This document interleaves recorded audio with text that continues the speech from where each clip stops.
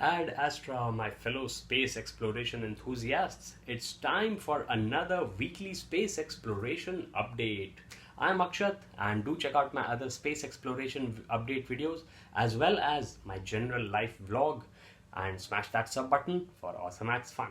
Alright, NASA has picked three companies to design a lunar rover that Artemis astronauts will drive on the moon. Of course, before I get started and dive into it, I have to give a huge shout out to space.com, whose weekly newsletters, rather daily newsletters, I refer to when I am giving you guys a space exploration update. Alright, so Intuitive Machines, who just recently landed their Odysseus lander, the Nova C1, but unfortunately it just toppled over, and Lunar Outpost and Venturi Astrolab. These are the three companies who have been selected for the lunar terrain vehicle, which looks like a souped up Cybertruck by Tesla, but that's just an artist's impression. And let's see what we are going to be seeing when this decade rolls around towards its end and when we see astronauts landing on the moon again. Speaking of astronauts, so India has its own astronaut program, still in its infancy, but the Gaganyaan, or space vehicle, uh, as the name literally means, project is going smoothly. And obviously there was the pandemic that caused a bit of a roadblock and delays, but I think the tests are progressing smoothly. And also the Agni 5 MIRV, multiple independently targetable re-entry vehicle system missile, was tested successfully just a few days ago off the Dr. APJ Abdul Kalam Island in Odisha. So huge shout out to DRDO for that as well. And ISRO is of course always looking to improve the space exploration capabilities of my nation, India. Do share with me in the comments where you are watching this from, no matter when in the future you watch this, and let's get a conversation going. Let's try to improve humanity's spacefaring future by collaborating and being kind, being accepting of each other's views, and basically just being good humans. I mean, the worst example of a human being I can think of is Donald Trump. So don't be trumpeters, be human explorers and visionaries. Okay, so Western US residents report the most UFO sightings. I don't know whether that is due to weather phenomena or mental phenomena, but who knows? The truth is out there. All right.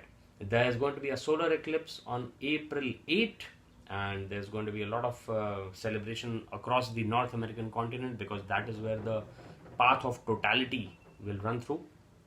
The James Webb Space Telescope gets to the heart of a smoking starburst galaxy, which is about 12 million light years away in the constellation of Ursa Major, the Big Bear, as compared to the Little Bear. Okay. The largest digital camera ever will investigate the dark universe, and it's a 3200 megapixel LSSD camera at the Vera C. Rubin Observatory. Take that, Samsung. Let's see you come up with a 3.2 km pixel camera on your phones. Alright, thousands of strange white rocks have been found on Mars. Alright, NASA's Perseverance rover, which is a robotic geologist, has been exploring the Jezero crater since early 2021. And let's see what it makes, or rather what scientists on Earth make of the data about these white rocks, these light-hued rocks. And now we are going to be taking a look at Netflix's three-body problem, not in this video of course, later, and the famous WOW SETI signal, which was actually a radio telescope signal that was received on Earth and kind of interpreted as a sign of intelligent extraterrestrial life. Okay, and finally we have some media updates as always, which is Star Trek's Sonequa Martin Green says goodbye. Okay, so that was something on Paramount Plus, which I haven't subscribed to because I don't see the point in subscribing to too many OTT platforms. In fact, I try and limit my watching to Star Wars: The Bad Batch and Young Sheldon, whose latest episode should be out on Prime Video now. So I will check it out today and upload my latest review about that as well.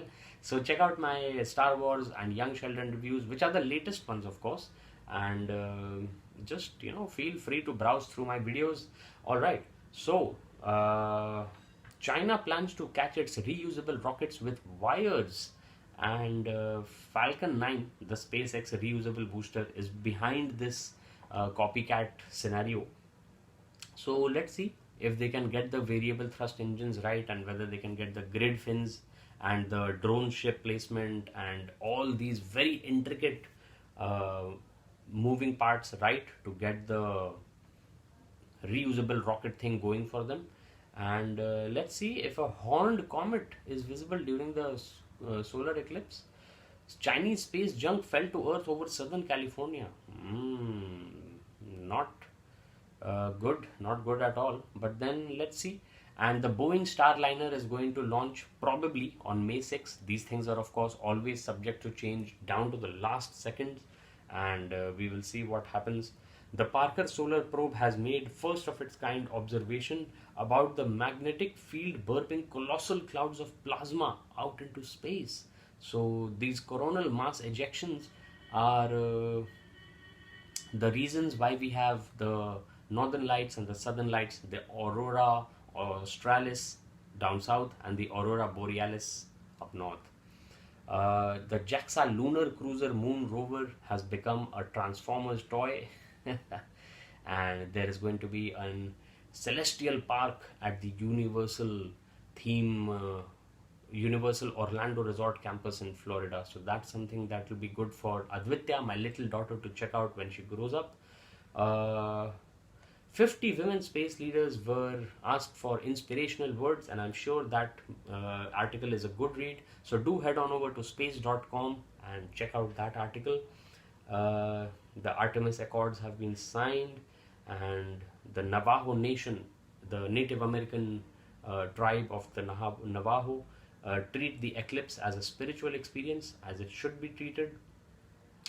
And we had some, there's a misprint, a very rare thing for the space.com newsletter, in which they say that this October 2021 night sky, what you can see this one, it's obviously a little bit of a misprint, but that's fine, that's all right. So with that sort of idiotic person on the motorbike with the souped up muzzle, or rather muffler or silencer, completely oxymoron. A silencer is supposed to quiet down the engine exhaust, but these idiots, they just ramp it up. I don't know what they are trying to prove. I have never been that sort of a biker. I love bikes, I love riding bikes, not anymore in the recent times, but I never went for those showy, this sort of a thing, if you can hear it right now, because this guy uses the long street outside our colony to show off his bike. All right, SpaceX launched 2 rockets in a 4-hour span, and that was on March 30. So, all right, with that, I will bring this space exploration wrap up to a wrap. And thank you so much for watching. Do take care, stay safe, and if you ever worry about why we spend so much on space exploration, consider that solar cells, nearly instantaneous communication, computer advancements, all of these are a direct result of humans trying to achieve orbit and going beyond our little blue marble.